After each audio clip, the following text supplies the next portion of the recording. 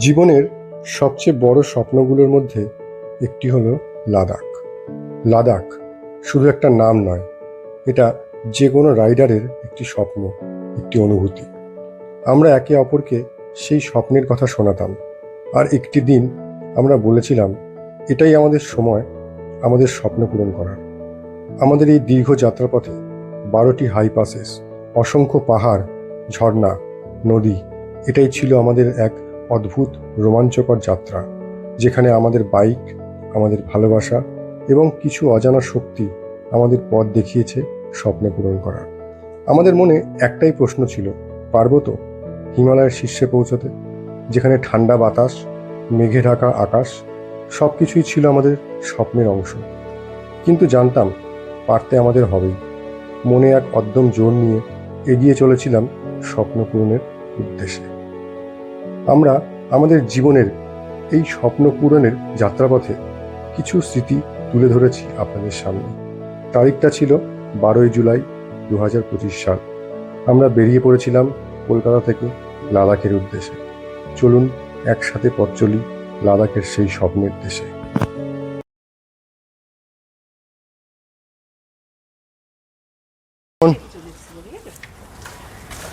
এখন এখান থেকে আমরা যাব এয়ারপোর্ট। ওখান থেকে ইন্ডিগোর ফ্লাইট আছে, আমাদের ফ্লাইট ধরবো। ফ্লাইট ধরে সেখান থেকে সোজা শ্রীনগর। আমাদের লাগেজ, বাইক অলরেডি শ্রীনগরে গতকাল পৌঁছে গেছে। গাড়ি চলে এসেছে, এখান থেকে গাড়ি করে আমরা এখন সোজা এয়ারপোর্ট। বিজন, সৌমিক আর 3 জন আসছে।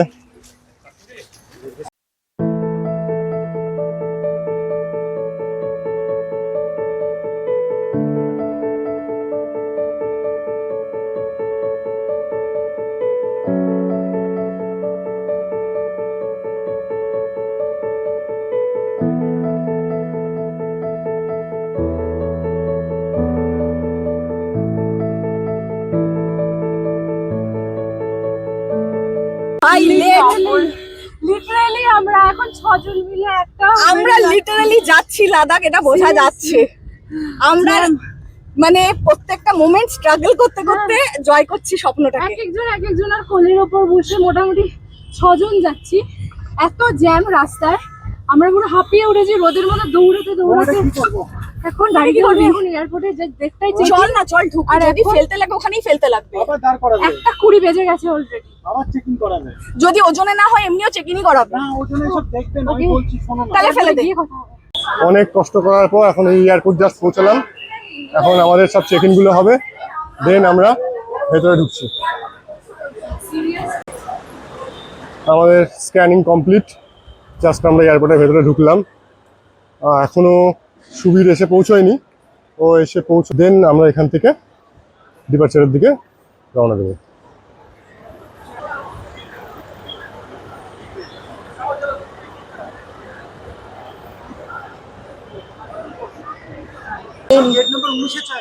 হ্যাঁ, তো আমরা এখন আমাদের ফাইনাল চেকিং হয়ে গেছে।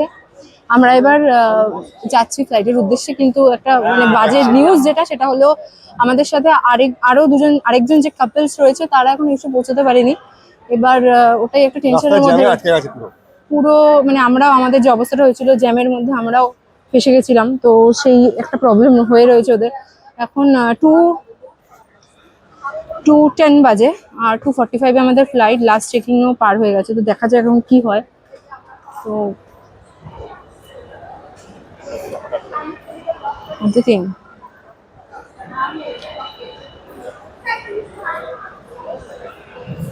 Mission Leh Ladakh.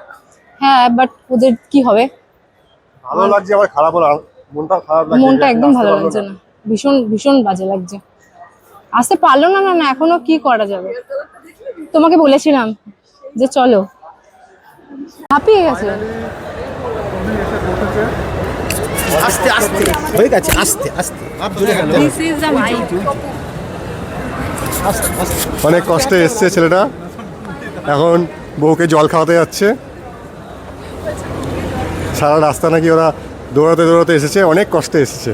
Flight miss হয়ে যাওয়ার মানে একদম, এখন বাজে 2:24, আমাদের ফ্লাইট 2:45, তো ঠিক 15 মিনিট আগে ওরা এসে পৌঁছেছে। ফাইনালি আমরা এখন ফ্লাইটে উঠতে চলেছি, এখন প্যানেলে রয়েছি অ্যান্ড সবাই লিটারেলি সো এখন রিলিফ লাগছে অনেকটা। ফাইনালি বইয়েতে উঠে তারপরে বাকিটা।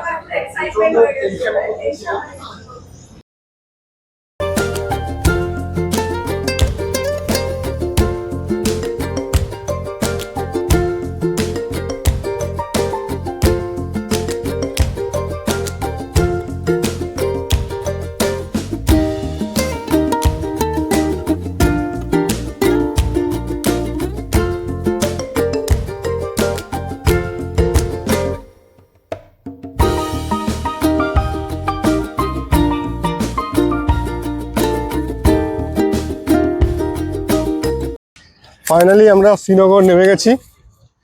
আমাদের গাড়ি এখানে ওয়েট করছে, দুটো 4 চাকা বলা আছে, হোটেল থেকেই পাঠিয়েছে। সেই গাড়ি ধরবো এখন, দেন ডাইরেক্ট হোটেল, দেন তারপরে লাগেজ রেডি করে, বাইক রেডি করে আমরা বেরোবো ডাল লেকের উদ্দেশ্যে।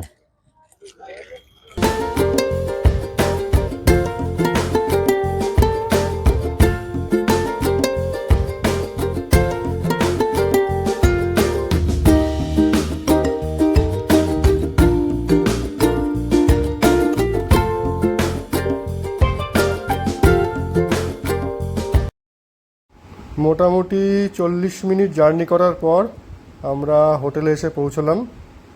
আমাদের বাইকগুলো সব প্যাকিং করে রাখা আছে, হোটেলে রেখে দিয়েছিল বাইকগুলো। এখন বাইকগুলো দেখতে হবে কার কি ড্যামেজ হয়েছে। মনে তো হচ্ছে স্ট্যান্ড ফ্যান্ডগুলো অনেকগুলো বাইকেরই ক্ষতি হয়েছে, সেগুলো দেখা চলছে এখন। এরপরে বাইক লাগেজ সব আনপ্যাক হবে, তারপর বোঝা যাবে। সুবীরের বাইকের স্ট্যান্ডটা অলরেডি ভেঙেছে, আমারটাও মনে হচ্ছে ভেঙেছে, সেটা পুরোপুরি আনপ্যাক না করলে বোঝা যাচ্ছে না।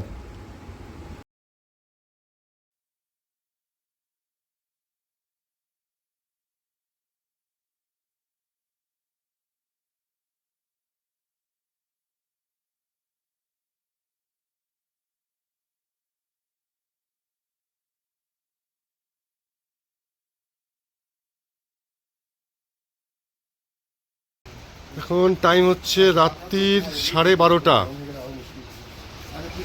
সব বিধ্বস্ত, ছোট ব্লেড না, সব বিধ্বস্ত, টায়ার্ড। একজন তো অলরেডি ঘুমিয়েই পড়েছে। এটা এখনো লাগেজ সেট আপ চলছে, শ্রমিকের হেলমেট সেট আপ চলছে। এদিকে দুজন শুয়ে পড়েছে অলরেডি, একজন ফোনে ঘোরাঘুরি করছে, গল্প করছে। আমরা মোটামুটি এখন এবার সবাই শোবো। তো গুড নাইট, আবার দেখা হবে কাল সকালে। কাল থেকে শুরু হবে আসল রাইড। Tata, good night.